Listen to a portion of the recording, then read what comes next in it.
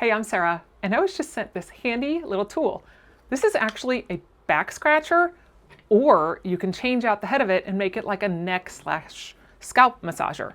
So this is really cool. It's actually a 12-inch thing right here, but when you open it up, it actually goes out to about 18 inches.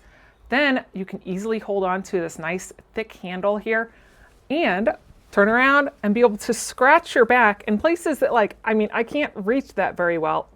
Especially if you have shoulder mobility issues, you can scratch that, you can scratch your feet, anything like that, that works really great. And then if you did want to do like your scalp, this is really easy to undo. You just simply turn it counterclockwise, put the new one on, you just simply put that in there, turn it back into place, clicks in, and now you have an area if you wanted to scratch your neck or do a little scalp rub and that feels really good. But this is really nice because it just really helps extend out your arms, that you don't have to use any extra effort. Folds right back up. Then you can just simply put it in this little to-go case, cinches up here, and it has a little holder for the extra thing right there. That way you can take it with you on trips. You always have a way to be able to scratch that itch.